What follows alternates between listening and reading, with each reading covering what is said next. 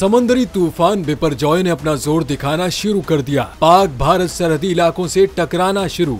महकमा मौसमियात पाकिस्तान के मुताबिक बिपरजॉय तूफान की शिद्दत में 1 दर्जा और कमी आई है और अब ये बहुत शदीद समुद्री तूफान से शदीद समुद्री तूफान की कैटेगरी में आ गया है। महकमा मौसमियात के मुताबिक समुद्री तूफान बिपरजॉय भारतीय साहिली इलाकों से टकराना शुरू हो गया है। तूफान भारतीय इलाके झकाऊ पोर्ट और पाक भारत सरहदी इलाकों से टकरा रहा है। रात गए तूफान के भारतीय साहिली और पाक भारत सरहदी इलाकों से टकराने का अमल मुकम्मल हो जाएगा। तूफान के ज़ेरे असर गुजरात के इलाके द्वारका में तूफानी हवाएं चल रही हैं, जिसकी वजह से मुतअद्दिद दरख्त जड़ों से उखड़ गए और इश्तिहारी बोर्ड्स गिर गए हैं। समुद्री तूफान का कुछ हिस्सा पाकिस्तानी साहिली इलाके कीटी बंदर से भी टकराएगा।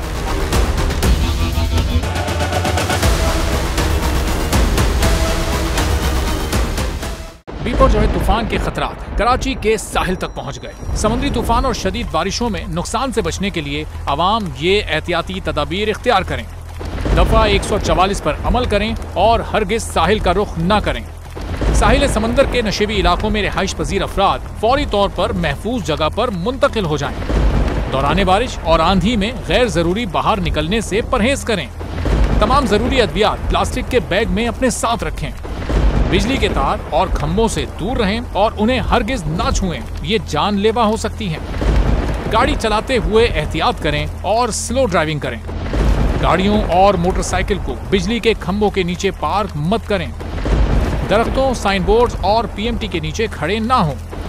जनरेटर या पानी की मोटर को गीला होने से हत्तुल इम्कान बचाएं।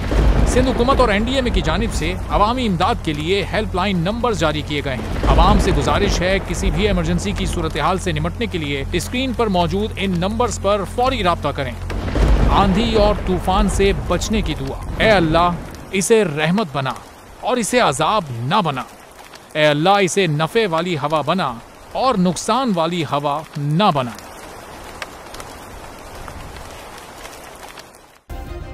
सब्सक्राइब करें और बेल दबाएं ताकि कोई खबर रह न जाए।